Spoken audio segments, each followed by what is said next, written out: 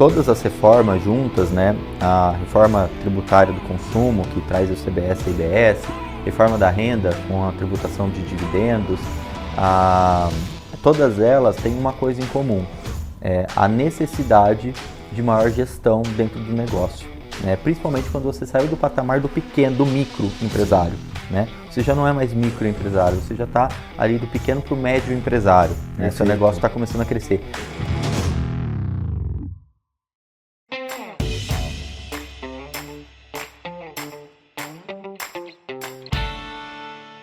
Olá, empresários! Estamos aqui para mais um Pode Contar Silveira. É o podcast onde a contabilidade encontra a estratégia. E estamos aqui com um convidado mais que especial. Já passou por aqui, vai passar muitas e muitas vezes, que é o nosso sócio Rafael Fedrizzi, nosso grande e mega especialista aí, gerente, responsável pela área toda contábil e fiscal do escritório, da parte mais estratégica também. Rafa, muito obrigado de novo por estar aqui junto e vamos gerar conteúdo para esses empresários aí que realmente são muito carentes disso, né, cara?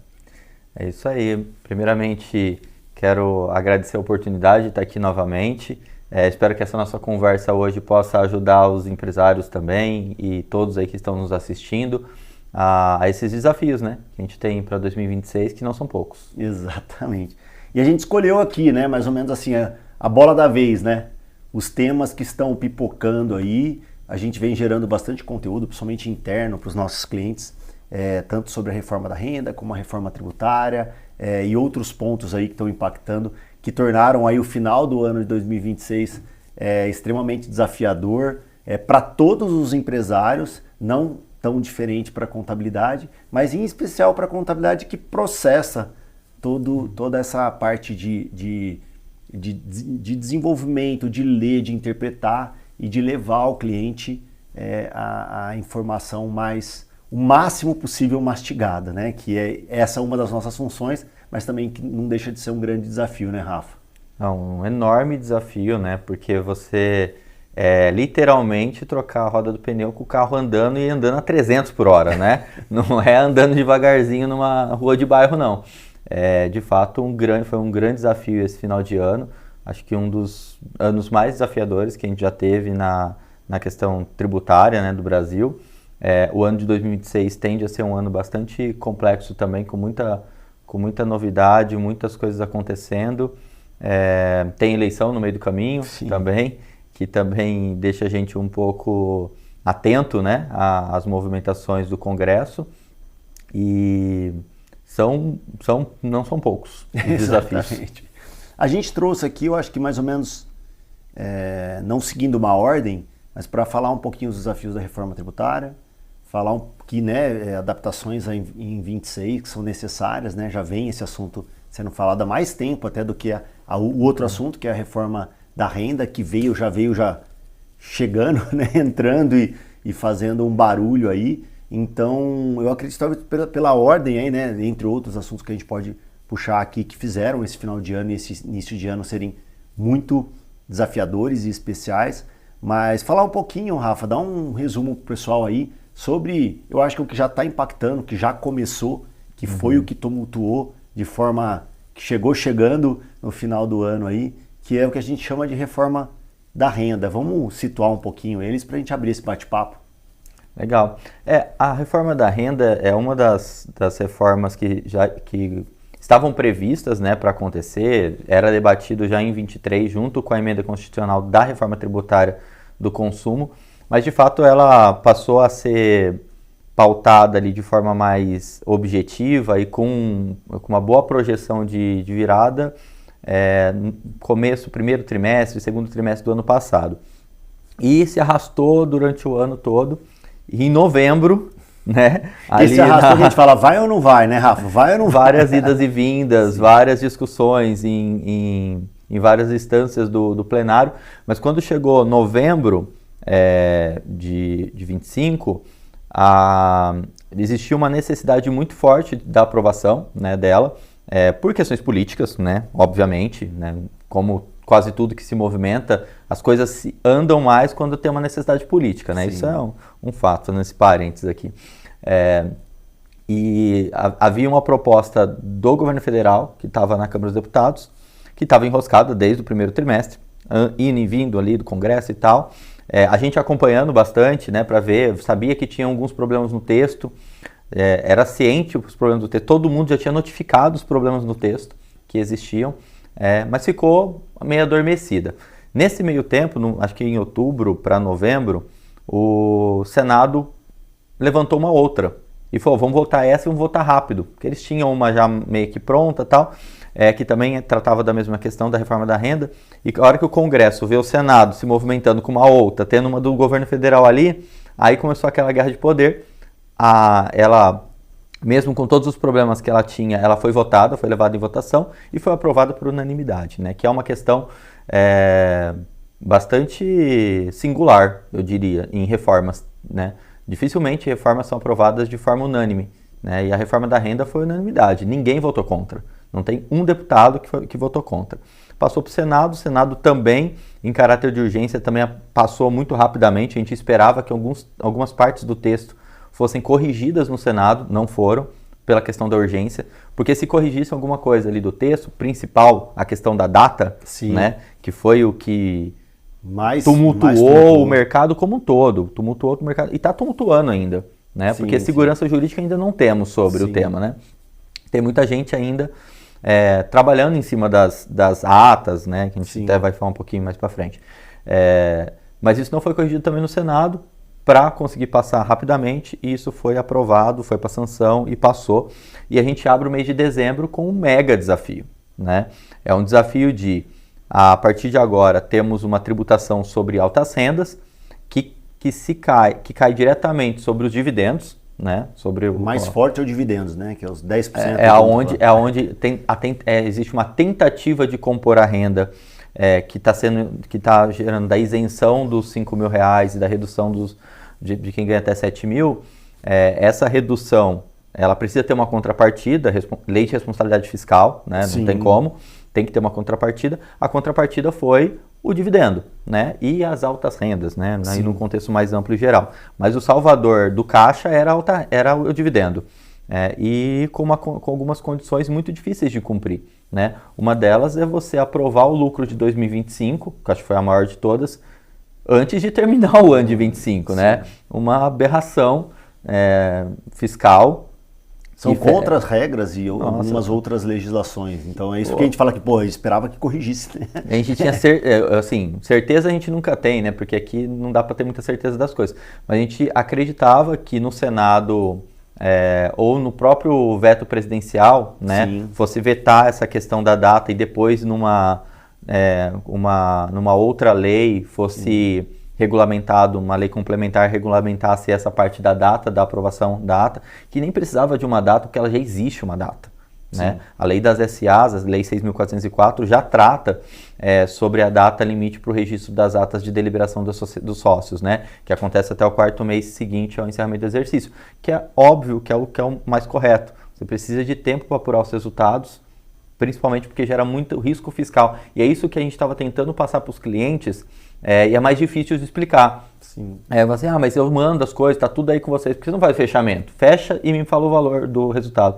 Porque toda vez que a gente faz as coisas às pressas e fugindo dos processos, a gente vive num cenário de complexidade fiscal muito grande, né? Onde o risco fiscal é enorme, é gigantesco. Para quem não tem ciência, a gente trabalha aí com multas que começam a 1% do faturamento bruto global das empresas, né? E a gente não atende poucos clientes e nossos clientes, graças a Deus, têm faturado bem. Né? O que aumenta grandiosamente a questão do risco deles também. Então qualquer erro ali que a gente faz no meio do caminho, tentando atender uma legislação que está equivocada, pode gerar um risco muito grande. Às vezes o remédio maior do que a doença. Né? De fato. Então esse foi um tumulto enorme. E outro ditado é a pressa inimiga da perfeição, né? Como é que você vai apurar a prévia de um lucro antes da data fim, né? Porque até você deixa de dar ao empresário um direito, né? Inclusive de foi um dos temas que a gente falou. O total do lucro do ano, né? Você vai abrir mão de dezembro ou novembro. A própria Receita Federal soltou depois um perguntas e respostas que, assim, de verdade, com todo respeito aos profissionais da Receita Federal, parecia que eles vivem em outro país, né? Não, tudo bem. deliberem até 30 de novembro, no dia 10 de dezembro, com o mês que a gente sabe, dezembro tem menos de 15 dias úteis. Sim, né? sim. Como se todas as empresas do Brasil tivessem essa condição. Muitas empresas têm uma gestão forte, né? Tem recurso para ter uma gestão forte e próxima, né? Mas a maior parte das empresas no Brasil não tem essa condição. E sabe esse ponto que eu acho muito legal, Rafa, colocar? É que assim, existir uma ata, uma deliberação de lucros e etc. Lógico, para empresas de capital aberto, para SAs, isso é comum. É comum. Mas para as empresas também limitadas, também deveria ser comum. Então, quando um profissional mais técnico, mais especialista, fala da ata com naturalidade, com tranquilidade, e os empresários falam, que é isso? Eu nunca havia de comer, né? Aquele negócio. É porque realmente as empresas a grande maioria das empresas são familiares, são sócios muito, assim, pessoais ali, né? Não falar informal para não misturar o teor da palavra aí, né? Mas informalidade. Não, mas assim, que é muito natural, padrão. Então as pessoas deliberam ali, num call, um telefonema, numa reunião presencial, que deveria ser lavrado uma ata e levado a registro. Então isso já é uma definição, por isso que a gente fala daquela lei que você comentou da data, já existe uma data para essa reunião e de repente, no apagar das luzes aí, os caras falaram, não, pode fazer uma parcial, que até ontem não pode distribuir lucro proporcional.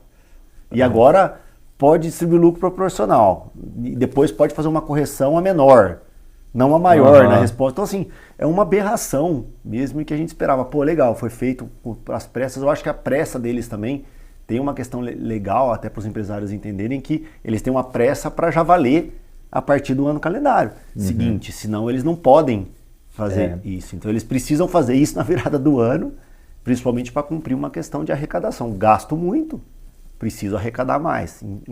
E essa regra quem paga, e essa conta quem paga é o empresário e o consumidor final, principalmente.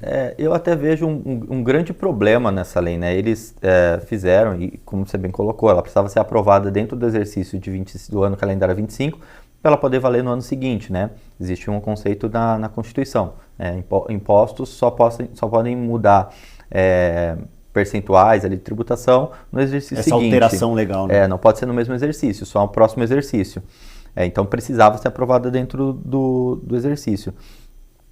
Mas ela como Salvador, ela está longe de ser. Assim, eu enxergo ali um problema que vamos isentar a população de baixa renda, vamos tributar de alta renda e resolver o problema. Não resolveu. Você tem no meio a faixa de quem não é nem baixa nem alta. O média renda. O média renda, ele vai ser onerado. Porque o cara entre 7 mil e os 50 mil, sim. não teve correção da tabela dele. Sim. Quem que vai pagar essa conta? Porque o pessoal do dividendo, a gente tem nossos clientes aí que participaram das nossas lives que a gente fez também, deu muitas dicas aí de como trabalhar melhor, minimizar isso aí, né? De como fazer uma gestão melhor dos recursos, uma gestão melhor dos dividendos, das suas rendas e tudo mais, que vão, dentro da engenharia tributária, conseguir reduzir bastante esse impacto. Sim. Alguns vão conseguir reduzir quase em tudo. 50%, 60%, 70% esse impacto. Então, no final, qual era o objetivo de ser atingido? Não vai atingir em plenitude. Sim. Né? Mas o pessoal do meio vai, com certeza, pagar essa conta porque não teve correção. Sim. Então, ela é fraca, mal redigida, redigida às pressas e não corrige o problema. Então, esperem que tem mais coisas, e já teve, né? Logo na sequência a gente vai falar também aqui um pouquinho sobre a lei que foi aprovada também ao apagar das luzes e publicada em Diário Oficial, e a lei complementar à instrução normativa foi publicada dia 31 de dezembro, inclusive, que é a redução de alguns benefícios fiscais. Sim, né? Vai impactar muito, é legal a gente impactar reforçar bastante também. Isso, então assim, fazendo uma linha do tempo, né, Rafa, eles vêm aumentando a arrecadação. Precisa, né? Porque gasta muito. Gasta-se muito. Precisa, o governo também é uma empresa, né? Ele tem um fluxo de caixa ali. Então ele precisa, gastei muito, preciso arrecadar mais ou vender mais. E como ele não vende mais, ele acaba arrecadando mais impostos. Não é um gerador de renda, né? O governo não é gerador de renda. E tem duas rúbricas no orçamento do governo que já levam mais da metade do arrecadado, que é a Previdência e juros da dívida. A dívida só cresce. Sim. Né? E não existe tendência de diminuir porque se gasta mais do que arrecada. Né? A gente sempre Sim. gasta mais do que a gente arrecada. Então, que acontece? A dívida aumenta-se a dívida, os juros da dívida aumenta, gera-se títulos públicos para compor o orçamento para poder fechar a conta no final do mês e a jogada para frente. Então, assim, é muito mais fácil para quem está no poder, vai ficar 4 anos ali, às vezes 8, adquirir dívidas novas para cumprir algumas questões mais populares, Sim. né? De fazer o que prometeu fazer ali e deixar a dívida para o próximo, né? Sim. Só que essa dívida vai ficando no nosso colo. Né? Pois é. Vai onerando quem movimenta o Brasil, que são os pequenos e médios empresários. Sim. Deveriam acender uma vela todo dia, rezar por eles e abençoá-los, porque é eles que movimentam esse país. E tem essa questão mesmo, assim, eu acho que desses pontos, cara, era legal a gente entender que o dividendos, ele existe de fato, já está valendo. As atas que foram registradas ou até mesmo prolongaram para 31 de janeiro, também é um erro, né? Porque não é contra a data que já era legal, que era 30 de abril. 30 de abril. Mas assim, tudo bem. 30 de janeiro, corre aí. Eu não tinha o meu financeiro ainda atualizado e tal. Corre, que dá tempo até de repente de colocar uma ata em cima da outra que foi feita e colocar os números mais concretos para poder... O que isso significa, né, Rafa? Para eles entenderem, os lucros acumulados até o resultado de 25 podem ser distribuídos ao longo dos próximos 3 anos. E essa condição e valores precisam ser registradas numa ata para que você prolongue um pouquinho essa sua tributação aí de dividendos, separando o que era acumulado de 25 do que é de fato 2026. Tô certo na definição? Tá perfeito. Então, o que a gente tem hoje é assim, os lucros gerados a partir de 1/1, né, de 2026, né, os lucros que sua empresa está gerando hoje, né, o resultado que sua empresa está gerando hoje ali no faturamento, esse lucro, a partir de agora, ele tem uma tributação de 10%, uma retenção na fonte de 10%, né, ele entra para uma base tributável, se eles superarem 50 mil na retirada mensal. Então, eles vão ser tributados dentro dessa proporcionalidade para atingir a alta renda e não a baixa e média. Então, quem recebe ali dividendos abaixo de 50 mil não vai ter nenhuma mudança, segue a vida normal, não precisa se preocupar neste momento. Espero que todo mundo tenha ambição de não ficar nesse limite, né? De não se limitar a isso também e buscar lucrar mais e movimentar mais. E os lucros acumulados até 31/12 de 2025, né, que é uma lógica, inclusive, né, foram gerados antes da mudança da lei, então eles não poderiam com esse custo. Não poderiam, assim como foi em 96, quando deixou de tributar, os lucros que foram gerados até 96 foram tributados até acabar na sua distribuição, né? Então, nas obrigações acessórias tinha lá o campo, lucros gerados até 96. Quem tem o informe de rendimento aí do ano passado, se olhar lá vai ver, né? Lucros gerados até 96 ou posterior a 96. Eram lugares diferentes porque um tinha tributação e outro não. Agora é a mesma coisa. Então, vai ter essa linha. Com certeza vai ter uma linha separada para você declarar. Só que o que difere agora, nesse momento? As declarações acessórias aumentaram muito, né? Então, a periodicidade dela agora é mensal. Então, no mês seguinte eu já preciso declarar o que foi retirado e se ele compõe a parcela de 25 ou se ele é antecipação de 26. Né? E tudo isso ainda assim, né, mesmo você tendo ali o registro no livro mercantil, o diário e tudo mais bem feito, em conformidade com as normas contábeis, você ainda assim precisa ter a ata aprovando, né, a distribuição desses lucros para atender o que a norma está exigindo, que é deliberar, aprovar e dizer como vai pagar nos próximos 3 anos para ter isenção. E foi uma grande discussão, né, que muitos empresários, né, trouxeram para a gente, até junto com vários advogados que a gente respeita muito e somos muito próximos e parceiros, era a questão, não quero expor esse número, eu sou uma empresa de capital fechado e realmente, de fato, os órgãos que registram a ata, principalmente a junta comercial, ela não aceitava, ela devolveu todas as atas que não tinham números e condições de pagamento, né, Rafa? Então foi uma grande discussão que, assim, até tentamos vários, falou assim, cara, eu vou anexar isso posteriormente, vou colocar em porcentagem, cara, batia e voltava, né, Rafa? E foi, na verdade, aí eu acho que foi um pouco até de desrespeito com os profissionais, né, porque a princípio não podia, aí no meio do caminho a própria junta comercial enviou um ofício para todo mundo, publicou nas suas redes e tudo mais, a orientação de como fazer com sigilo, com LGPD, aplicando lá as questões do sigilo no anexo da ata, onde estariam os números. Foi refeita todas as atas nesse formato que a junta pediu, levamos para registro. A Receita Federal entrou com uma petição no judiciário, conseguiu uma liminar, derrubou o sigilo, a junta devolveu tudo que tinha sido mandado, seguindo as normas que a junta tinha publicado, e a gente teve que fazer tudo de novo. Isso 26, 27 de dezembro. E a quantidade de clientes que a gente tem. E vale a pena aqui a gente puxar a orelha também do empresário que entende que essa ata tinha que ser de graça, que tinha que custar R$500 o registro da ata, sabe? Questionando de forma até desrespeitosa ao trabalho técnico, né? Porque existe um acompanhamento jurídico, existe uma antecipação de fechamento para isso, existem interpretações de leis e muitos debates.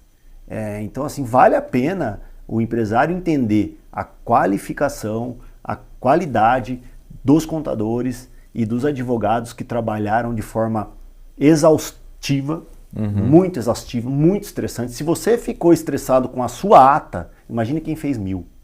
Tá? Então, assim, porque junta os 1000 estressados para descarregar na gente. Então, eu normalmente não lamento, não gosto até desse perfil de se colocar como coitadinho ou alguma coisa assim, mas, pô, esse profissional que absorve esse impacto e leva isso até vocês, precisa ser ouvido, precisa ser respeitado, porque eram informações que o empresário brasileiro, não se atualiza, não leva em consideração. Ele leva em consideração o fechamento dele, a grande maioria, tá, gente? Desculpa, aí a minoria que leva como uma contabilidade gerencial, uma contabilidade mais consultiva, que dá valor a isso. Mas a maioria precisa do balanço, do fechamento, para quando precisa mandar para um fornecedor ou para um banco. Né? Então, assim, infelizmente ainda, sei lá, talvez, Rafa, chutando aí mesmo, talvez menos de 5% das empresas no Brasil consideram o relatório como um relatório gerencial, que dele ele toma decisões. É o que a gente preza e o que a gente fortalece em nossos clientes. Mas mesmo assim, a grande minoria é que leva isso em consideração. Na hora que precisa, vai ter um monte de remendo, vai ter um monte de coisas a serem ajustadas. Então, cara, paciência, calma, tranquilidade e confie no profissional que está do seu lado. Ah, mas eu peguei uma coisa que eu precisava ajustar. Cara, mais do que normal.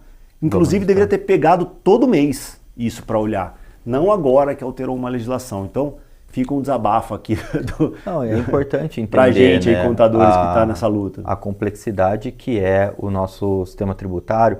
Para ter uma ideia, o custo do atendimento tributário no Brasil, ele é o maior do mundo. Podem pesquisar, tá? ChatGPT, aonde quiserem pesquisar. É o maior custo de atendimento de obrigação acessória de apuração do imposto. Né? O custo de apuração do imposto. Você pegar essa taxa e fazer uma comparação com todos os países do mundo, o nosso é o maior de todos. Então, assim, a gente está falando de carga, a gente está falando de demanda de trabalho. O trabalho que se gera para cumprir, cumprir as obrigações que a gente tem aqui nesse país. Só por isso já estava mais que justificado. Mas, além de tudo isso, você tem as incertezas das coisas que mudam da noite para o dia, né? E você precisa se atualizar em tempo recorde. E outra que você não tem em dezembro, né? O efetivo que atende, qual é a demanda que a gente tinha para fazer atas naquele momento? E como é que a gente triplica a mão de obra por um mês? É simples, hora extra, muitas horas extras, né?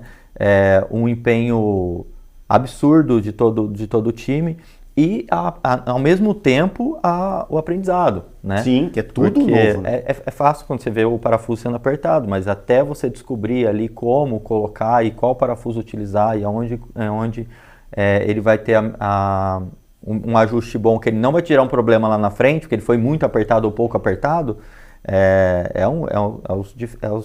os grandes diferenciais que fazem a segurança do CNPJ, do seu negócio, né? Do seu CPF, do seu CNPJ, do seu negócio, inclusive. E Rafa, para a gente de repente migrar um pouquinho para uma outra mudança aí do final do ano, que tem a ver com arrecadação, eu achei muito legal nas nossas lives aí a gente passar um pouquinho, eu acho que a gente colocou um slide com os cálculos, fica mais demonstrativo, mais fácil. Não sei se na edição depois do podcast aqui pode colocar de repente aquela simulação. Mas assim, só um apanhar geral, assim, que é uma dúvida que todo mundo na live teve. Porque fala, mas como assim? Eu tributo 10%, mas esse um mês eu tiro 100 e o outro mês eu tiro 20, que não é isento, né? Então a gente explicou muito isso, mas dá um resumão assim, tipo, cara, existe um momento da retenção e existe um momento da composição e do ajuste lá no final do ano, que também, para quem é principalmente mais leigo, isso é maluco de se entender. Então, de forma bem simples assim, Rafa, só tem um momento da retenção, depois tem um momento do ajuste, só para eles entenderem. Não só para eles, para a gente também viu? Muito estudo para conseguir entender a metodologia de cálculo. Mas basicamente, o que acontece, né? Como a gente falou, existe abriu-se mão de renda já imediata. Né? Então, quem ganha até 5 mil reais, que teve a isenção do imposto de renda, já não entra esse dinheiro no cofre agora, na próxima competência. Né? Então, já não Parou tem de mais, arrecadar. Já não tem mais essa arrecadação. E todos os empresários entendem de uma questão que é o coração da empresa, que é o fluxo do caixa. Sim. Né? E do governo não é diferente. Então, uma vez que você deixa de arrecadar, o dinheiro precisa entrar de algum outro lugar. Né? E ele tem que ser de imediato. Por isso se criou o papel da retenção dos 10%. Né? Então a retenção ela vem para uma antecipação dos tributos. Então quando você tem ali em um determinado mês uma retirada acima de 50 mil reais, você vai ter a retenção de 50 mil. Ah, mas eu tive só em um mês do ano, porque teve um mês que eu tirei um pouco mais ali para cobrir alguma coisa, porque estava com uma sobra de caixa ali importante, eu tinha um investimento bom para fazer e eu retirei ali da empresa. Nesse mês você teve a retenção. Né? Aonde vai acontecer o ajuste? Assim como em todas as outras rendas tributadas, o ajuste vai acontecer na declaração de ajuste anual, que é sempre no ano calendário seguinte, que é referente ao exercício atual. Então, os fatos que acontecerem... Isso é ponto. Ou seja, 26 está valendo, vai ser aquela declaração lá, que é em abril, maio de 27. Exato. Porque logo chegamos na época do imposto de renda da pessoa física e vai vir esse... Total. Entendeu? Essa é igual. Total. Essa não muda nada, né? Então, declaração do imposto de renda 2025, 26 não muda nada. Então, a gente tem a declaração agora que vai ser feita começa em março e vai até maio. Essa segue as mesmas regras que foram as regras do ano passado, com alguma correção de layout, mas nenhuma correção tributária. A mudança ela acontece a partir do próximo, da declaração que vai ser feita em 27. Na declaração de 27, aí tem alguns fatores que vão determinar a alíquota efetiva que você tem que pagar, né? Que é a questão do imposto de renda mínimo. Então, o que se espera dessa regulamentação? Que todo mundo que tenha renda superior a 600 mil não pague mais 0% de imposto, pague alguma coisa. Né? A gente tem N situações, até nos exemplos que a gente trouxe na live, né? A gente trouxe exemplos de pessoas que pagam hoje 0% de imposto, tendo rendimentos acima, superiores a 600 mil, e que agora passarão a pagar alguma coisa. Né? Então, durante o ano, o calendário ali vai sofrendo ali as retenções, mas o cálculo efetivo vai acontecer na declaração de ajuste, onde vai se apurar a faixa que você está, né, de 600 a 1 milhão e 200, tem uma progressividade, né, de 1 a 10%. Então, pode ser que se você ficar dentro da faixa ali de 600 mil a 1 milhão e 200, você tenha valores a restituir, né, a depender do que você teve de retido. E se você no anual ficou abaixo dos 600 mil e em algum mês você teve retenção, você vai receber de restituído de volta em plenitude o valor que foi retido. Esse ponto é legal. A retenção é 10% sem cálculo. Sem cálculo. Assim, sem cálculo. Essa progressão de 600 a 1 milhão e 200, que vai de 1 a 10%, ela é feita lá no ajuste. Que vai pegar tudo que você pagou e acertar o que você deve e fazer o ajuste, ou de restituição, ou de pagamento complementar. Exato. Então é isso que não, então o meu foi tanto, então eu retenho. Não, a retenção é um momento que a conta é 10%. É 10. Passou de 50 mil, 50.001, 10%. Legal, legal. Isso é um ponto que foi bem discutido lá e foi uma das dúvidas mais recorrentes. A outra é aquela questão, né? Então eu recebi 60 mil, 50 é isento, eu tributo 10% de 10 mil que excedeu? Não, como que é a frase que você sempre usa tecnicamente lá? Não tem progressividade na retenção. Tá, então 60 mil é menos 6 mil. Que é os 10%. Então a pessoa vai receber lá 54. Exato. Lembrando disso também, né? O pessoal sai pagando primeiro para depois. Para reter depois, a conta vai ter que ficar maluca lá, né? Você faz conta inversa e não vai ser 6, vai ser 6 e alguma coisa. Sim. Porque precisa achar a base, porque o que é pago na pessoa física, o que você recebe na conta é líquido, né? Você entende líquido já da retenção. Então já pensa nisso antes, faz uma formulinha ali no financeiro para já reter, né? O que eu acho que todas as reformas juntas, né, a reforma tributária do consumo, que traz o CBS e IBS, reforma da renda com a tributação de dividendos, todas elas têm uma coisa em comum, a necessidade de maior gestão dentro do negócio, né, principalmente quando você saiu do patamar do pequeno, do micro empresário. Né? Você já não é mais microempresário, você já está ali do pequeno para o médio empresário. Né? Seu negócio está começando a crescer. Nesse momento, é lógico, claramente, né? A gente fala assim, aonde você tem que começar a fazer gestão? Quando você é micro, né? Que você já vem numa cultura. Mais fácil. É mais fácil, você já vem numa cultura de gestão. Mas, logicamente, a gente sabe das dores e da dificuldade que é empreender no Brasil também. Né? E o quanto custa fazer boa gestão. Mas se você está nessa faixa aí de pequeno para médio, o que todas as reformas elas trazem é a necessidade de você de fato fazer gestão, né? E não terceirizar isso para outras pessoas, porque o que a gente vai vendo ao longo dos anos é as pessoas sempre colocando a culpa em alguém, né? Sim. Sempre alguém culpado do eu estar pagando mais. Sim. Né? Ah, mas você tinha que ter visto, o fulano tinha que ter visto, fulano tem que ter visto. Eu não entendo disso.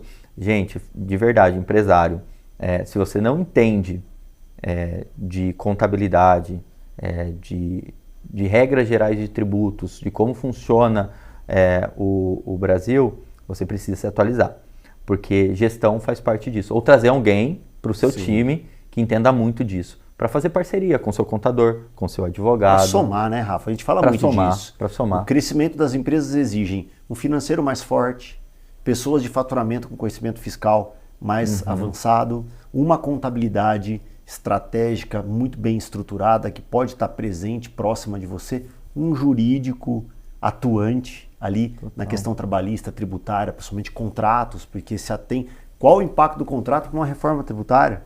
O cara vai ver como ele pode reavaliar o honorário dele, o preço dele, num contrato de longo prazo de fornecimento. Olha que loucura. E até dos 10%, a gente está falando como que o cara não faz um planejamento das retiradas. Né? Antes eu retirava, né? Então 10 mil ou 1 milhão era isento. Agora não. Você precisa pensar, estruturar, ajustar. Tem algumas alternativas muito boas, né, Rafa? Sim. Mas é muito pessoal. A gente já falou, não dá para pegar, a gente não acha em prateleira. A gente falou muito isso. Mas assim, merece. Cara, você já fez? Quem já fez aí o planejamento da sua retirada? Eu retiro 100. Mas eu gasto 50 nisso, 20 naquilo, 20 naquilo outro. Olho esse cenário e busco uma alternativa que possa reduzir as minhas tributações, né? Como a gente já falou bastante aí nas lives, de como para PJ, né? Sócios holding aí, não tem a questão de dividendos, mas tem vários cuidados a serem tomados, né, Rafa? E entender de fato que gestão não é gasto, é investimento. A gente tem uma cultura, falo do micro, pequeno empresário, acaba tendo uma cultura que algumas áreas da gestão interna da empresa são só despesa. Então, nada contra quem traz pessoas da família lá para ajudar no trabalho, mas normalmente o pessoal fala assim, tem uma prima, uma sobrinha ali para trazer aqui para o financeiro. Ela está sem trabalho, coloca ela aqui no financeiro da minha empresa. Tá, mas quem que está gerindo ela? Quem que vai treinar? Quem que vai desenvolver? Qual nível de gestão financeira ela vai fazer? Porque o que você vai ver na contabilidade, quando você fala assim, uma cultura de leitura de DRE. A cultura de leitura de DRE, ela começa no financeiro. A leitura do DRE financeira é a primeira que você tem que aprender a ler. Sim. Né? Para depois você mudou de patamar para você começar a analisar o DRE contábil também, que é para analisar mercado. tem um outro viés de análise também. Então, um não substitui o outro, né? Um não substitui o outro. E eles são complementares, inclusive. Sim. Então, quando você passa a tratar a gestão da sua empresa como algo crucial, um investimento para o desenvolvimento do negócio, é de fato a fase da virada ali do negócio, onde você de fato vai começar a fazer negócio. Pelo menos um mínimo, né, cara? Você sabe, minimamente você precisa entender da tributação que diz respeito ao seu negócio, a fazer uma leitura mais simplificada de um DRE, de um balanço, balancete, entender sobre competência, sobre caixa, coisas básicas. A gente não está querendo que o grande médico se torne um excelente financista ou contador ou o que seja. Não, mas o mínimo, entendeu? Não existe complexidades tão grandes naquilo que ele precisa parar 5 minutinhos ali para se desenvolver. Pô, o empresário não tem que... A gente fala assim, adulto não é que nem criança, né? Que faz só o que quer. Adulto tem que fazer o que tem que ser feito. Que é necessário então, fazer. O básico ali é muito necessário. Se você assumiu a cadeira do diretor executivo da sua empresa, você tem que atuar como diretor executivo da sua empresa. Não interessa o Não interessa o tamanho. Exatamente, não interessa o tamanho. Porque depois você fala assim, mas meu DRE da minha contabilidade nunca apresentou o número que eu tinha lá. Mas a contabilidade ela é um reflexo daquilo que você fez. Ela não inventa número, ela não inventa valores. Então, assim, o número, a gente até tem uma frase, eu não me lembro de quem, mas para mim é bastante, faz todo sentido. O número bom ou ruim, ele conta uma história, boa ou ruim. Então, se está tudo errado na contabilidade, pode ter certeza, está tudo errado no seu financeiro também. Sim, com certeza. E Rafa, o tempo voa, né, cara? Vamos entrar um pouquinho numa outra esfera aí, que eu acho que é a bola da vez agora, foi a lá dos 45 do segundo tempo, realmente depois que a luz estava apagada.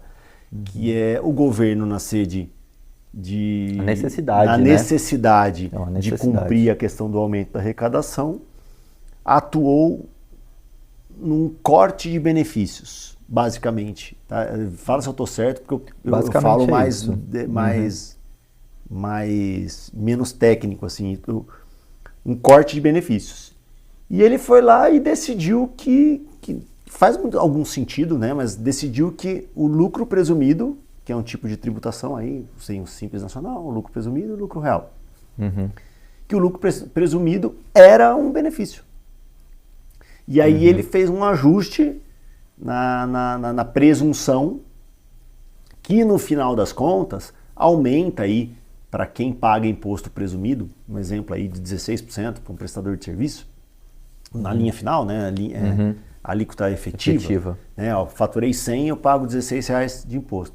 Ele conseguiu ali mudar um pauzinho ali de 10%. Então esse cara, em vez de 16 pontos não é, para não confundir com 10% dos dividendos, né? Assim, ele fez uma mudança na base que esse cara de 16 e pouquinho por cento aí, ele vai passar a pagar 18, mais ou menos 1,5% de imposto sobre os R$100 lá. Então ele pagava 16, ele vai pagar 16,5, ele vai pagar 18 agora. No final acaba sendo mais ou menos 10% de aumento de tributação. Né? Então se você olhar na linha final. E essa também está borbulhando, né? Tem alguns jurídicos aí já falando trabalhando das teses de derrubar isso e tal, mas que de fato já está valendo agora para a apuração de janeiro. Exatamente. Então,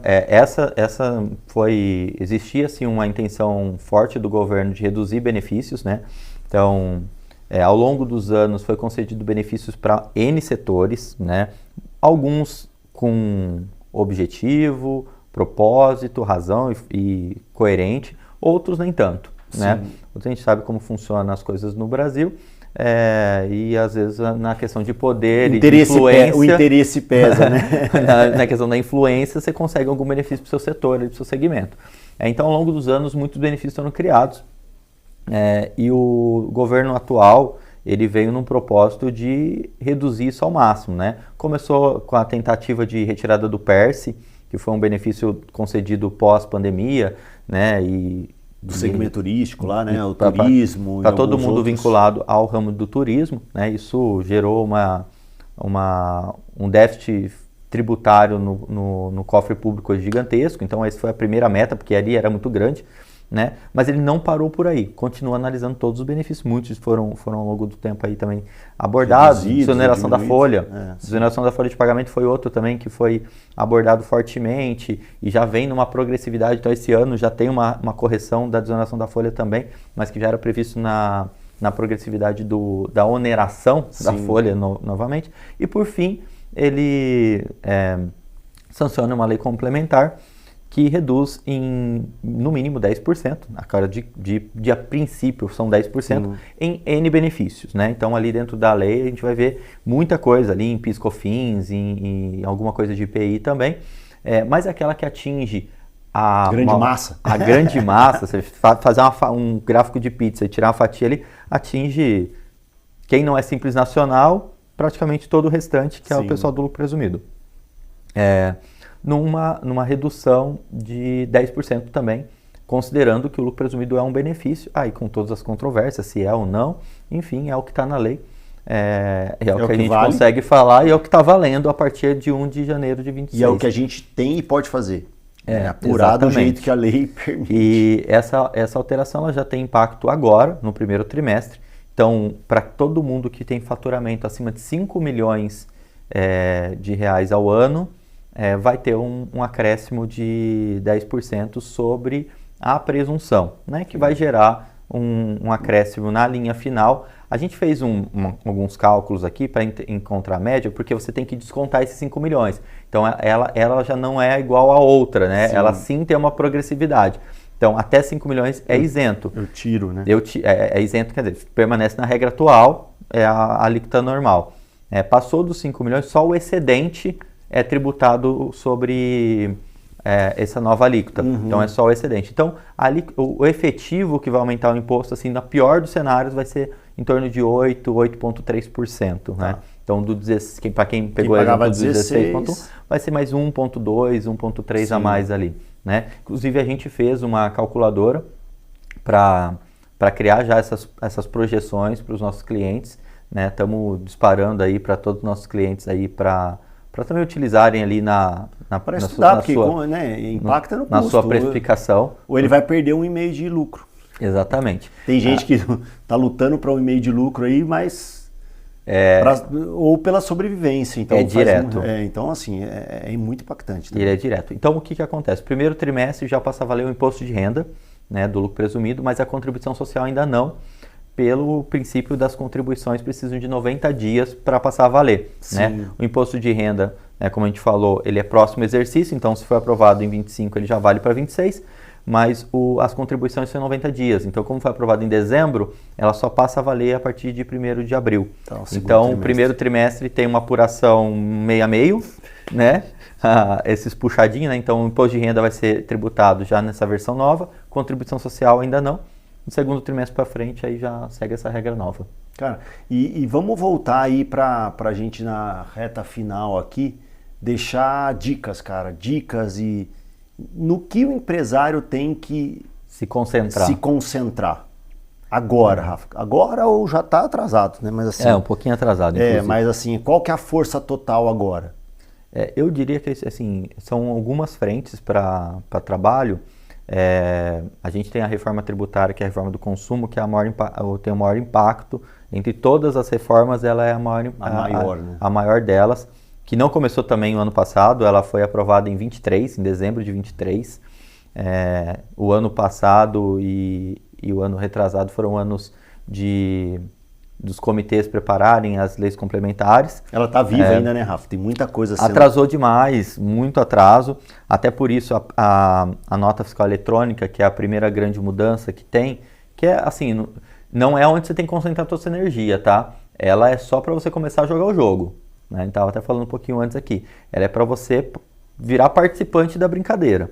Então, isso é um trabalho de ajuste do layout ali, para você começar a participar do teste dos novos tributos. Mas aonde é a grande concentração?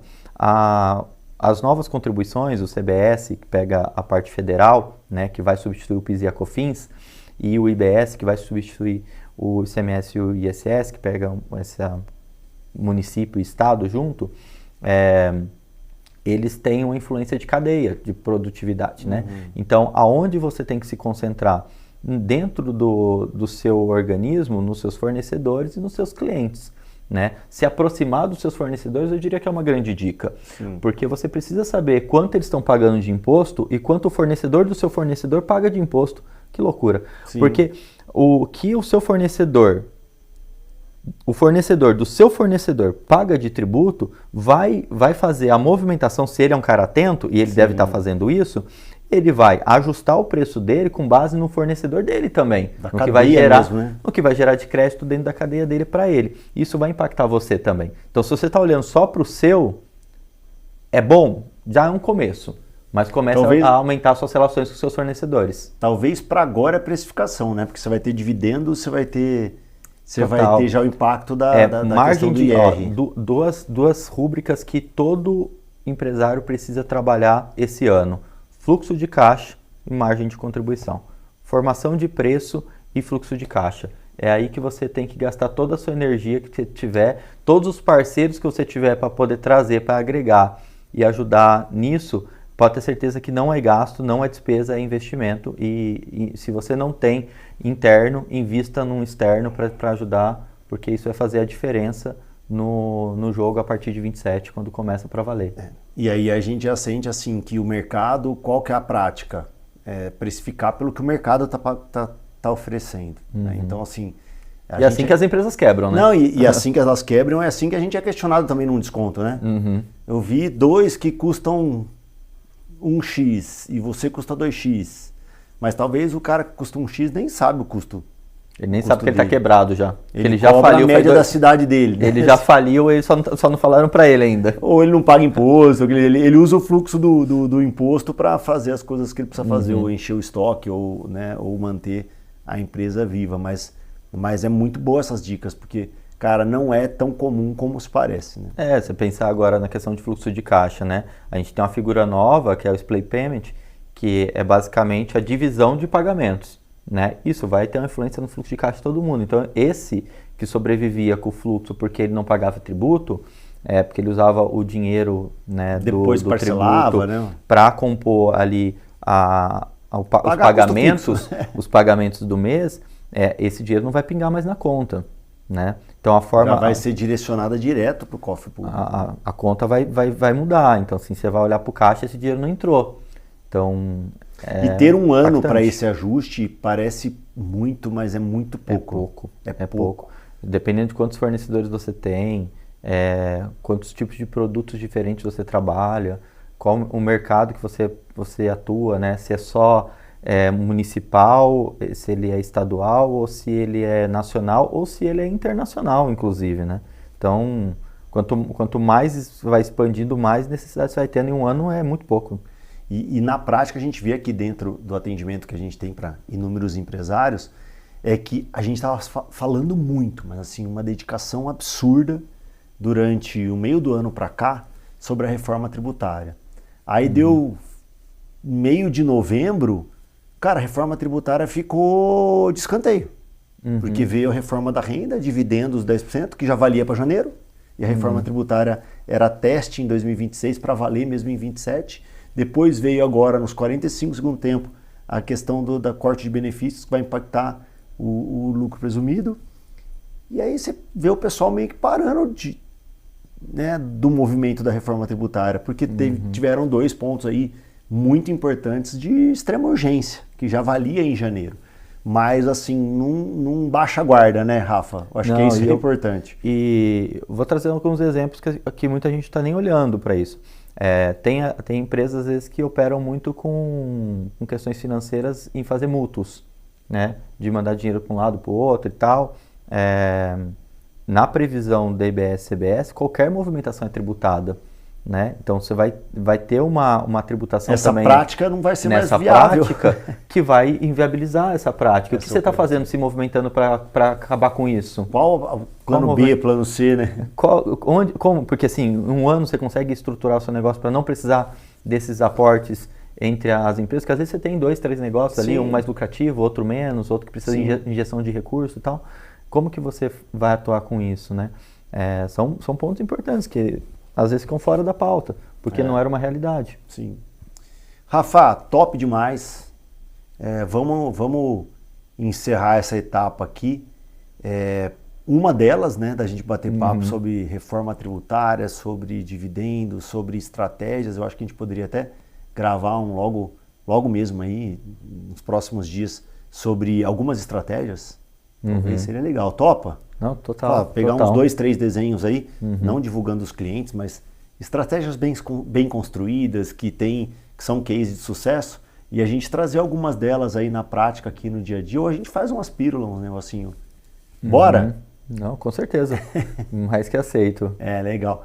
Pessoal, é isso, Rafa. Os recados finais aí foram dados. Quer deixar um recado também de esperança e de luta aí para 2026? Porque vai ser um ano desafiador, né, cara? Vai ser Deixa aí um calento aí, algo caloroso aí para os empresários. É um ano desafiador, é um ano que, de fato, vamos precisar trabalhar bastante, né? Mas como todo brasileiro aí, todo empreendedor brasileiro, a gente já está acostumado a fazer esse país se movimentar e não vai ser diferente.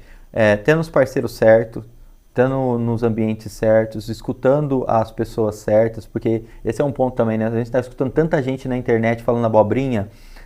Procure sempre escutar as pessoas de confiança que você tem na sua rede de apoio, né? Como referência. Escute pessoas de referência mesmo, de fato, e tenta sempre colaborar, porque nessa colaboração, com certeza, a gente vai passar por isso e vamos construir mais lucro para as empresas, vamos crescer, porque é isso, né? No Sempre final. foi assim, né, Rafa? Sempre não vai assim. mudar. E eu acho importante isso, cara, tirar dessas lições, de tudo que você falou, e o que eu vejo, assim, cara, é uma etapa que vai exigir muito, mas, cara, não tem como você não crescer como empresário, crescer em conhecimento, crescer em experiência, estratégia. Então, use esse momento também para se qualificar, para crescer de experiência, de estratégia, né, cara? Eu acho que a grande oportunidade... Que não tem como perder isso, vai ganhar isso, né? Se você me perguntasse assim, reforma tributária, uma palavra, eu diria oportunidade. É oportunidade, porque assim, é igual para todo mundo. Né? Tá todo mundo começando no mesmo lugar, cara. O que entender primeiro e melhor a regra... Pronto, sai na frente. É isso aí. É isso. Obrigado, Rafa, foi top. Imagina. Tamo junto. Valeu. Valeu. Tamo junto, obrigado. Pessoal, pode contar, até a próxima. Valeu.